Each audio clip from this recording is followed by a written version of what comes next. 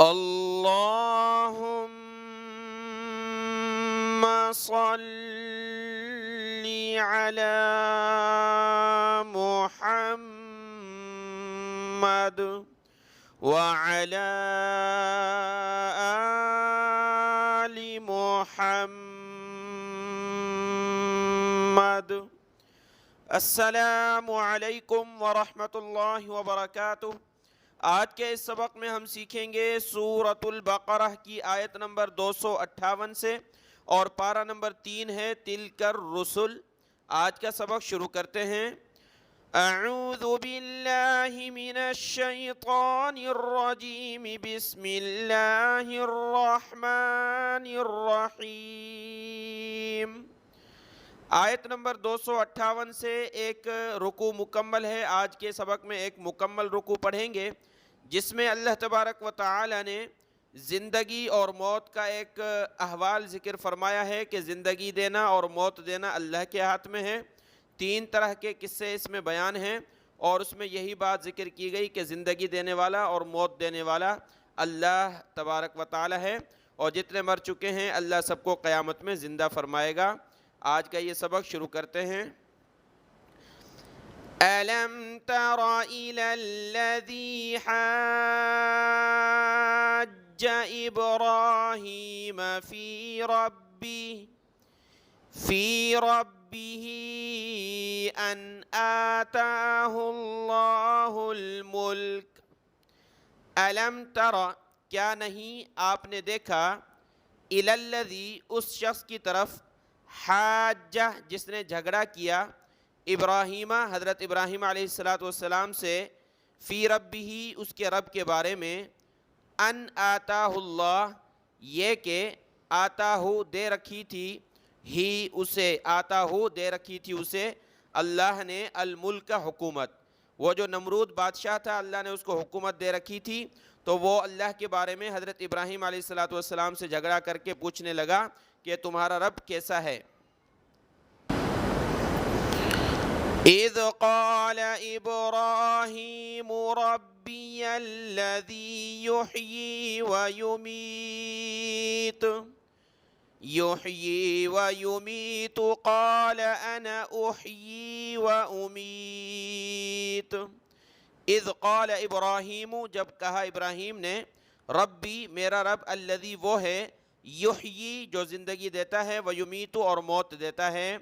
قال تو اس نمرود بادشاہ نے کہا، انا احیی میں بھی زندگی دیتا ہوں، وامیت اور موت دیتا ہوں۔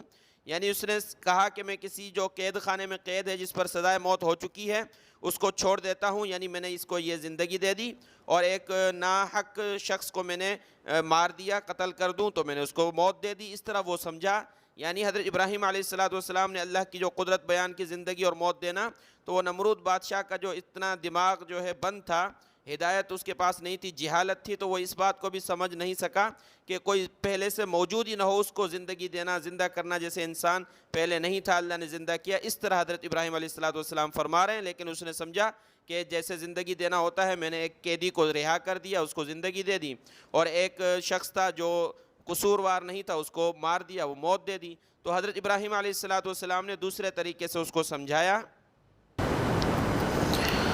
قال ابراہیم فإن اللہ یأتی بالشمس من المشرق فأت بها من المغرب فبہت الذی کفر۔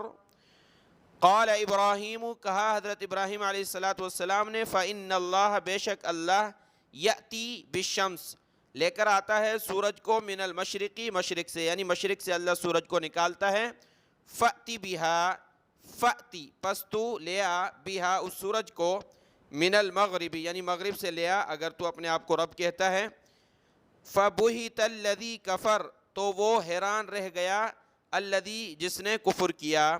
جو نمرود بادشاہ کافر تھا وہ اس جواب پر حیران رہ گیا کہ اب میں کیا جواب دوں، میں تو جو ہے مشرق سے مغرب سے سورج کو نکال نہیں سکتا۔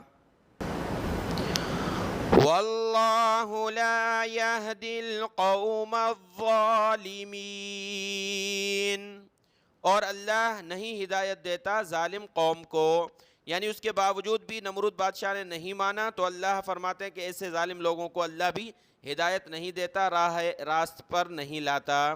آیت مکمل ہوئی. اس میں بھی اللہ کی قدرت کا ذکر ہے کہ اللہ ہی زندہ کرتا ہے، اللہ ہی مارتا ہے، اور تمام نظام کو اللہ اپنے حکم سے چلاتا ہے.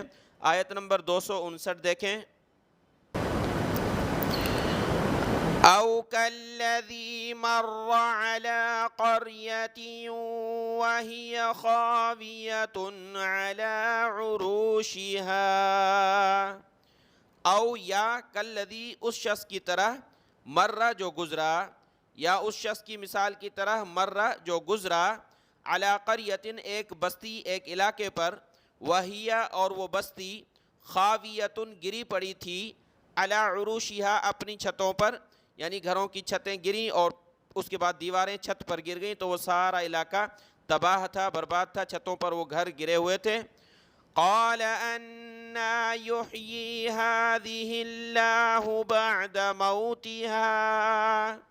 تو اس نے کہا انا کیسے، یحیی اللہ زندہ کرے گا، هذه اللہ یعنی اس بستی کو، بعد موتها اس کے مرنے کے بعد. بستی تباہ ہو گئی، اس کے رہنے والے مر چکے ہیں، ہڈیاں ہو گئے، اب اللہ کیسے زندہ کرے گا.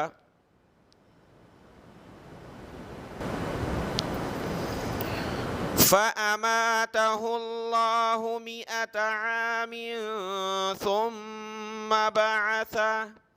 فَأَمَاتَهُ اللَّهُ تو پس موت دے دی اس شخص کو اللہ نے، یعنی اللہ نے اس شخص کو موت دے دی. بعض روایت میں آتا ہے کہ یہ شخص حضرت عزیر علیہ السلام تھے جن کو اللہ نے 100 سال جو ہے سلا دیا تھا. فَأَمَاتَهُ اللَّهُ موت دے دی اللہ نے اسے 100 عام 100 سال. ثُمَّ بَعَثَ پھر اس نے زندہ کیا اسے، پھر اللہ نے اس کو زندہ کیا. قال کم لبثت فرمایا اللہ نے، کم لبثت تو کتنی دیر ٹھہرا. یعنی اللہ تبارک و تعالی اس کے دل میں جو بات آئی کہ اللہ یہ کیسے بستی زندہ کرے گا، کیا کیفیت ہوگی، کس طرح لوگوں کی ہڈیاں آپس میں ملیں گی، تو اس کے ذہن میں یہ جو بات آئی تو اللہ نے اس کو دکھلانے کے لیے 100 سال اس کو فرمایا کہ موت دے دی. پھر اللہ نے اس کو زندہ کیا اور اللہ نے پوچھا کہ تو کتنی دیر ٹھہرا، یعنی تجھے کتنا وقت ہوا ہے. قال لبثت يوما او بعض يوم. اس نے کہا میں ٹھہرا ہوں ایک دن یا ایک دن کا کچھ حصہ، یعنی ایک دن میں سوتا رہا ہوں یا ایک دن کا کچھ حصہ سوتا رہا ہوں. قال بل لبثت 100 عام فانظر إلى طعامك وشرابك لم يتسنه. فرمایا اللہ تعالیٰ نے بل لبثت بلکہ تو ٹھہرا ہے 100 عام 100 سال. فانظر پس تو دیکھ، نظر کر، الى طعامک اپنے طعام کی طرف یعنی اپنے کھانے کی طرف، وشرابک اور اپنے پینے کی طرف، لم یتسنہ کہ وہ سڑا نہیں ہے، بدبودار نہیں ہوا. وانظر إلى حمارك ولنجعلك آية للناس وانظر إلى العظام. وانظر اور تو دیکھ، إلى حمارك اپنے گدھے کی طرف، ولنجعلك اور تاکہ ہم بنائیں تجھے، آیةً نشانی، للناس لوگوں کے لیے، وانظر إلى العظام اور تو دیکھ ہڈیوں کی طرف، كيف ننشزها کیسے ہم اٹھاتے ہیں اور جوڑتے ہیں انہیں، ثم نکسوها پھر کیسے ہم پہناتے ہیں ان کو گوشت، ثم نکسوها لحما کیسے ہم اٹھاتے اور جوڑتے ہیں انہیں، پھر ہم کیسے پہناتے ہیں ان ہڈیوں کو گوشت. فلما تبين له قال أعلم أن الله على كل شيء قدير. فلما پس جب تبین خوب واضح ہو گئی لہو اس کے سامنے بات، قال تو اس نے کہا میں جانتا ہوں بے شک اللہ ہر چیز پر خوب قادر ہے، قدرت رکھنے والا ہے. اللہ نے فرمایا دیکھیں ہماری ایک بات تو یہ ہے کہ ہم نے تیرا کھانا محفوظ رکھا، سڑا نہیں، بدبودار نہیں ہوا، 100 سال گزر چکے، لیکن دوسری طرف تیرا گدھا دیکھ مر چکا ہے اور ہڈیاں ہو چکا ہے. اب جو تیرے ذہن میں بات تھی کہ یہ بستی والے کیسے زندہ ہوں گے، تو یہ ہڈیوں کو دیکھ. تو اللہ نے ہڈیاں، اللہ کے حکم سے وہ ہڈیاں آپس میں اٹھیں اور ایک ڈھانچہ بن گیا اور ان کے اوپر گوشت چڑھنا شروع ہوا جو وہ دیکھتے رہے، اور پھر فرمایا کہ اللہ ہر چیز پر قادر ہے۔ آیت نمبر 260 دیکھیں۔ وَإِذْ قَالَ إِبْرَاهِيمُ رَبِّ أَرِنِي كَيْفَ تُحْيِي الْمَوْتَى۔ وَإِذْ قَالَ، اور جب کہا حضرت ابراہیم علیہ السلام نے، ربی اے میرے رب، ارینی مجھے دکھا، کیف کیسے، تحیی تو زندہ کرے گا مردوں کو، یعنی یا اللہ تو مردوں کو تو زندہ کرے گا اس کا یقین ہے، لیکن قیامت میں وہ کس طرح جو ہے کیفیت کیا ہوگی، قیامت کے دن سارے جب مردے زندہ ہو گئے یہ کیفیت کیا ہوگی، میں اس کو دیکھنا چاہتا ہوں، مجھے دکھا کیسے تو زندہ کرے گا مردوں کو۔ قال اولم تؤمن، فرمایا اللہ تعالیٰ نے، اولم کیا نہیں، تؤمن تو ایمان لایا، یعنی کیا تو ایمان نہیں لاتا اس بات پر کہ میں زندہ کروں گا۔ قال بلا ولکن لیطمئن قلبی، کہا حضرت ابراہیم علیہ السلام نے بلا کیوں نہیں، یعنی ایمان ہے، ولیکن لیطمئن، اور تاکہ مطمئن ہو جائے میرا دل کہ اس طریقے سے زندہ ہوں گے قیامت میں، یعنی مختلف کیفیات ذہن میں کہ اس طریقے سے سارے مردے زندہ ہوں گے قیامت میں، اس طریقے سے ہوں گے، تو ایک صورت ذہن میں یا اللہ میرے ذہن میں آ جائے گی تو میرا دل اس بات سے مطمئن ہو جائے گا۔ قال فخذ أربعة من الطير فصرهن إليك ثم اجعل على كل جبل منهن جزءا۔ اللہ تبارک و تعالیٰ نے حکم دیا کہ 4 پرندے لے لو، یعنی مختلف طرح کے ہو، ایک کبوتر ہو، دوسرا کوئی اور ہو، تیسرا کوئی اور ہو، مرغ وغیرہ ہو، 4 قسم کے آپ نے پرندے لے لینے ہیں، اور پھر ان کو ذبح کر کے ان کے گوشت ٹکڑے ٹکڑے کر دو اور ان کے پر وغیرہ الگ الگ کر دو۔ قال فخذ أربعة من الطير، فرمایا اللہ تعالیٰ نے تو پکڑ 4 پرندے، فصرهن، پھر ان کو مانوس کر الیک اپنی طرف، یعنی ان کو پالتے ہیں جیسے، یعنی اپنی طرف پال لو کہ تمہارے بلانے پر وہ آ جائیں، فصرهن مانوس کر انہیں، پال ان کو اپنی طرف، ثم اجعل على كل جبل، پھر رکھ ہر پہاڑ پر ان میں سے ایک ٹکڑا،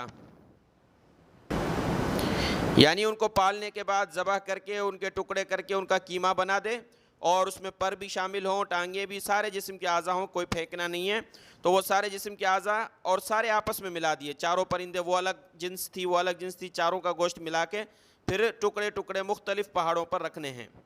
ثم اجعل على كل جبل منهن جزءا، ایک ایک حصہ ہر پہاڑ پر رکھ دے۔